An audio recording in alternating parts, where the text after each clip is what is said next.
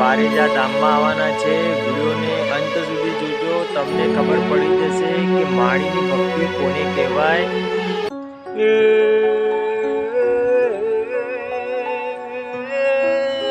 બાપો મારી હે બાર પોરના બતરી ઘડીમાં સતરીની સાથી હોય ના ઘેર ખુખાર મેલડી હોય રોકનું કોમ નથી। આવો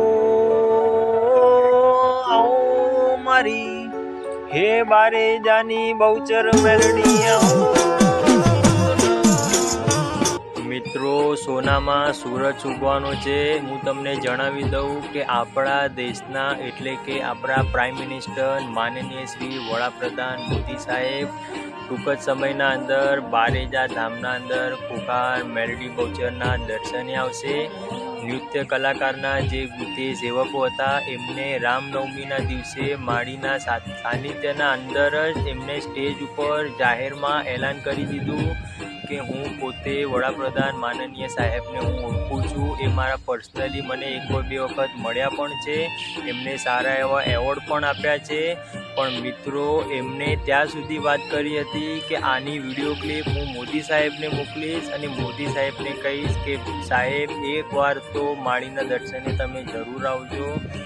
મિત્રો, આ બહુ ગર્વની વાત કહેવાય છે કે આપણા પ્રાઇમ મિનિસ્ટર છે જેમને 1 મિનિટનો પણ ટાઈમ નથી હોતો, તે છતાં પણ ટાઈમ કાઢીને બારેજા જેવા ધામમાં આવશે, માળીના દર્શન કરશે। મિત્રો, એમને પણ ખબર છે કે ભગવાન કરતા હરતા છે, ભગવાનના વગર પાંદડું પણ હલતું નથી। આપણે ખોટા અહમમાં ફરીએ છીએ। આપણે 2-5 રૂપિયાની જો લોટરી લાગી જાય કે 2-5 રૂપિયા ભેગા થઈ જાય તો આપણો અહમ ઊંચો થઈ જાય છે। એ દેશના વડાપ્રધાન છે, એમના પાસે દુનિયાનું કામકાજ હોય છે, દુનિયાનું દિમાગ લગાવવાનું હોય છે। એકવાર તો માળીના દર્શને જરૂર આવશે, કેમ કે એમને પણ માળી પ્રત્યે આસ્થા તો હશે જ કે માં મેલડી કરે એવું કોઈ ના કરે। અને મિત્રો, હું તમને જણાવી દઉં કે દુનિયાનો માણસ હોય, ભગવાન માતાજીને જે પૂજતો હોય, જે ભગવાનને માનતો હોય, એનો કોઈ ધર્મ ના હોય। એમને બીજી વાત પણ કહી હતી કે હાલના અંદર જ્યાં વિક્રમભાઈ ઠાકોરનું જે આપણા સભાના અંદર એમને નહોતા બોલાવ્યા, એમનું સન્માન નહોતું કર્યું, એમની પણ નારાજગી જતાઈ હતી। ત્યારે પણ એમને એવું કીધું કે કલાકારની કોઈ જાતિ ના હોય, અને એ વાત તો સાચી જ કહેવાય છે ભાઈ। કલાકાર અને ભક્તની કોઈ જાતિ ના હોય। ભક્ત જેને મન ધારે એને માતાજીને પૂજા પ્રાર્થના કરી શકે છે। પણ મિત્રો, આપણે એવા જ સાનિધ્યના અંદર જઈને પૂજા પાઠ કરવી જે સાનિધ્યના અંદર ગીતાનું જ્ઞાન મળતું હોય, સારા સંસ્કારોનું સિંચન થતું હોય। આપણે આ જે નૃત્ય કલાકાર લોકોના સાથે રામનવમીના દિવસે આપણે જે તમે અને મેં ઘણા ખરા ભક્તોએ તો મિત્રો લાઈવમાં એને જોયું। એક વસ્તુ તો તમે જોઈ કે તે સનાતન સંસ્કૃતિને જીવિત રાખી દીધું। બારેજા ધામ આજે દુનિયાના અંદર 1 નંબરના અંદર ટોપ લેવલે આવે છે। એનું એક જ કામ છે કે એમને જે પણ સાનિધ્યના અંદર જે પણ નૃત્ય કલાકાર કર્યું એ ધાર્મિક હતું। મિત્રો, તમે પણ તમારા બાળકોને આવા સાનિધ્યના અંદર લઈ જજો, કેમ કે જે સાનિધ્યના અંદર આવું ધાર્મિક વાતાવરણ હોય એ જગ્યાએ તો જવું જ જોઈએ। અને બારેજા જેવા ધામના અંદર તો હું માળીએ પણ કીધું છું અને હું પણ કહું છું કે ટૂંક જ સમયના અંદર એ માળીએ કીધું હતું કે મંદિર બનાવવું હોય તો 1 જ દિવસ લાગે એવાય ભક્તો પડ્યા છે। પણ ના, માળીએ કીધું છે, જેમ કે હું તમને એક ઉદાહરણ આપું કે તમે અને હું એવું વિચારીએ છીએ કે માળી મારું પોતાનું મકાન થઈ જાય, માળી મારું પોતાનું નાનું ઘર થઈ જાય, પણ માળીને તો આખું પેલેસ બનાવવું છે મિત્રો। પણ એવું આપણને હજી વિશ્વાસ આવતો નથી।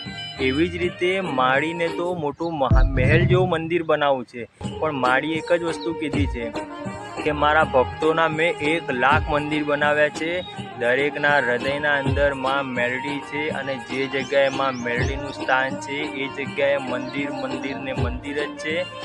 મિત્રો, માળીનો ભાવ તમે જુઓ, માળી કેટલા સોફ્ટ શબ્દોમાં એમની વાણીમાં તમે જ્યારે કોઈ ગુજરાતી કે કોઈ હિન્દી પિક્ચર જોતા હશો તો કોઈ કોમેડી સીન કે કોઈ ડરાવનું સીન તમે ધ્યાનથી જોતા હશો, એવી રીતે માળીનું જ્યારે પ્રવચન હોય કે તમે સાનિધ્યમાં સાંભળો કે કોઈ વિડીયોના માધ્યમથી સાંભળો, સાંભળવાનું અને 2 મિનિટ વિચારવાનું કે માળી એવું કેમ કીધું હશે, એના પાછળનું રહસ્ય હશે.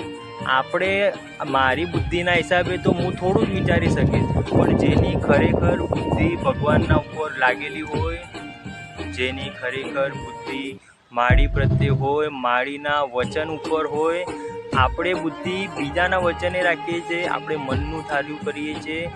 એટલે મિત્રો, તમે તમારા બાળકોને આવા સાનિધ્યના અંદર લઈ જજો. મિત્રો, આપણા ઘરના અંદર પોઝિટિવ ઉર્જા બનાવવી હોય તો આવા ધાર્મિક કાર્યક્રમમાં જોડાજો. ધાર્મિક કાર્યક્રમના અંદર તમે તમારા બાળકોને નિમિત્ત બનાવજો.